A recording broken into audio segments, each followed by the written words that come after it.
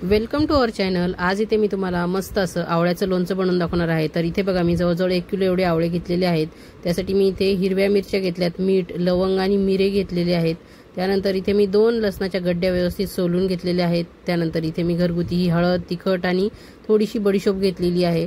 तर इथे बघा हे सर्व साहित्य मी घेतलेलं आहे आणि विकतचाच मी लोणचे मसाला घेतलेला आहे, जो की 60 रुपयाचं पॅकेट आहे सुहानाचं। तर अशा पद्धतीने हे सर्व साहित्य मी घेतलेलं आहे। पण हे सर्व साहित्य एकत्र करण्या अगोदर मी म्हटलं तेल गरम करून घेऊया, म्हणजे तोपर्यंत आपलं तेल व्यवस्थित गार होईल। तर छान गरम तेल करून घ्यायचं आहे आपल्याला गॅसवर। आणि तेल चांगल्या पद्धतीने गरम झालं की यामध्ये मी बडीशोप आणि मेथीचे दाणे घालून घेणार आहे। तर ते देखील छान तळून निघणार आहेत या तेलामध्ये। तर व्यवस्थित ते छान तळून निघाल्यानंतर इथे मी हिंग घालून घेणार आहे, तो देखील व्यवस्थित इथे तेलामध्ये तळले जाणार आहे। तर हे तेल आपण थंड होण्यासाठी बाजूला काढून ठेवणार आहोत आणि तोपर्यंत सर्व साहित्य आपण एकत्र करून घेणार आहोत। तर इथे बघा मी एका कटोऱ्यामध्ये आवळे काढून घेणार आहे। तर तुम्ही लोणचं घालताना फक्त एकच गोष्ट लक्षात ठेवा, लोणचं घालताना हे आवळे एकदम कोरडे पाहिजे। मी हे स्वच्छ धुवून कोरड्या स्वच्छ कपड्याने पुसून घेतलेले आहे। तुमचे हात देखील स्वच्छ कोरडे पाहिजे। ज्या भांड्यात तुम्ही हे मिक्स करताय ते भांडं देखील स्वच्छ कोरडं पाहिजे। तर इथे मी आवळे टाकून घेतलेले आहेत, त्यामध्ये हिरव्या मिरच्या टाकल्या आहेत, लसणाच्या पाकळ्या टाकून घेतलेल्या आहेत। त्यानंतर इथे जी मी हळद घेतली होती ती देखील याच्यावर टाकून घेतलेली आहे। लाल तिखट टाकून घेतलेलं आहे। लाल तिखटाचं प्रमाण तुम्हाला थोडं कमी करायचं असेल तर तुम्ही कमी करू शकतात। तर माझ्याकडे तिखट लोणचं आवडतं म्हणून मी जास्त घेतलेलं आहे। तसंच इथे मी मिरे आणि लवंगा टाकून घेतलेले आहे। तुम्ही मिरे, लवंगा, बडीशोप आणि धणे, जिरे आणि त्यानंतर मेथी दाणे यांची पूड देखील करून घालू शकतात। आणि इथे मी मीठ टाकून घेतलेलं आहे आणि मी इथे हा तयार लोणचे मसाला टाकून घेतलेला आहे। तुम्हाला जर तयार लोणचं मसाला टाकायचा नसेल तर तुम्ही मोहरीची डाळ आणून ती थोडीशी अर्धीच कच्ची मिक्सरला वाटून घ्यायची आहे आणि थोडी आखीच ठेवायची आहे। अशा पद्धतीने देखील यामध्ये मिक्स करून घेऊ शकतात। तर अशा पद्धतीने मी हे आवळ्याचं लोणचं व्यवस्थित मिक्स करून घेणार आहे। तर मिस्टर ऑफिसवरून येताना त्यांना 50 रुपयाचे 2 किलो आवळे मिळाले म्हणून ते घेऊन आले। तर आता ऊन तर काही नव्हतं, म्हटलं चला मग याचं लोणचंच तयार करून घेऊया।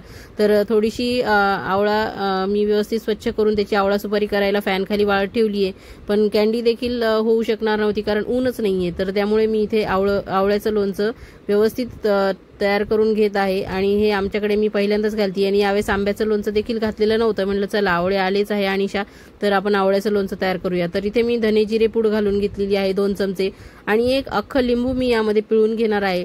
लिंबू तुम्ही यामध्ये पिळून घेतल्यावर तुमच्या आवळ्याच्या फोडी आहेत ह्या शेवटपर्यंत छान अशा करकरीत राहतील, त्या मऊ होणार नाहीत। तर तुम्ही नक्की ही टिप लक्षात ठेवा आणि तुम्ही जर आवळ्याचं लोणचं घालणार असाल तर नक्की एखादं लिंबू पिळून ट्राय करून बघा कसं वाटतंय ते। तर अशा पद्धतीने मी इथे एक अख्खं लिंबू पिळून घेतलेलं आहे आणि यामध्ये व्यवस्थित हे सर्व साहित्य मिक्स करून घेणार आहे परत एकदा। तर इथे जर थोडंसं तिखट मिठाचं प्रमाण तुम्हाला कमी वाटलं तर तुम्ही चव घेऊन तुमच्या आवडीनुसार थोडंसं तिखट मिठाचं प्रमाण वाढवू शकतात। तर लोणच्याची टेस्ट करून तुम्हाला जर मीठ कमी जास्त वाटलं तर ते देखील तुम्ही इथे ॲड करून घेऊ शकतात। तर अशा पद्धतीने मी हे सर्व साहित्य एकत्र केलेलं आहे। रेसिपी एकदम साधी सोपीच आहे। आवळे कापून घ्यायचे आणि हे सर्व साहित्य मिक्स करायचं। आता बघा माझं तेल देखील गार झालेलं आहे, जवळजवळ तेल गार होण्यासाठी मला अर्धा तास लागला। तर हे व्यवस्थित थंड होऊ द्यायचं आहे आणि थंड झाल्यानंतर यामध्ये आपण हे सर्व तेल ओतून घेणार आहोत। तेल हे लोणच्यासाठी प्रिझर्वेटिव्हचं काम करतं, त्यामुळे भरपूर प्रमाणात तेल इथे मी घालणार आहे। जवळजवळ अर्धा लिटर एवढं तेल मी इथे घातलेलं आहे आणि सर्व साहित्य या तेलामध्ये मी परत एकदा व्यवस्थित मिक्स करून घेणार आहे। तर तुम्ही बघताय ना कलरच किती सुंदर आलाय, मला तर ह्या लोणच्याच्या वासाने आताच खावंसं वाटतंय हे लोणचं।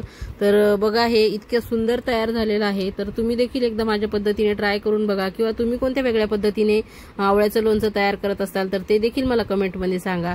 तर तुम्हाला ही माझी रेसिपी आवडली असल्यास चॅनलला लाईक, शेअर, सबस्क्राईब करा आणि जे चॅनलवर नवीन आहेत त्यांनी सबस्क्राईब करायला विसरू नका। तर बघा किती मस्त कलर आला आहे आणि छान रापला आहे। तर तुम्ही यामध्ये अजून जास्त मिरच्या देखील ॲड करू शकता। तुम्हाला जर लसण, मिरच्या घालायच्या नसतील तर त्या देखील तुम्ही स्किप करू शकतात। तर बघा हे छान लोणचं माझं तयार झालेलं आहे। तर इथे बघा मी ही एक स्वच्छ कोरडी उन्हात वाळून घेतलेली बरणी घेतलेली आहे। ऊन तर नव्हतं पण स्वच्छ कपड्यानेच पुसून मी ही कोरडी करून घेतलेली आहे। तर यामध्ये मी हिंग टाकून घेणार आहे। तर हिंग खाली तळाला टाकायचा आणि व्यवस्थित सगळ्या बरणीमध्ये तो पसरवून घ्यायचा। आणि जर तुम्हाला असं करायचं नसेल तर एखाद्या गरम कोळशावरती तुम्ही हिंग टाकून त्याचा धूर देखील या बरणीला आतून देऊन घेऊ शकतात। तर अशा पद्धतीने तुम्ही हिंगाचा वास या बरणीला देऊन घ्यायचा आहे। तर मी असं फक्त इथे हिंग टाकून हलवून घेतलेलं आहे बरणीमध्ये। तर आता हे सर्व लोणचं मी या बरणीमध्ये भरून ठेवणार आहे आणि जवळजवळ हे लोणचं बरणीमध्ये भरल्यानंतर 4-8 दिवस याला व्यवस्थित सकाळी हलवायचं आहे, तसंच ठेवून द्यायचं नाहीये. सकाळी उठले की याला व्यवस्थित स्वच्छ हात कोरडे करून हे लोणचं बरणीमध्ये हलवायचं आहे. आणि एखादा दिवस जर ऊन पडलं तर कोवळ्या उन्हात तुम्ही ही बरणी ठेवू शकतात. तर अशा पद्धतीने हे लोणचं तयार आहे. नक्की ट्राय करून बघा. थँक्यू, धन्यवाद.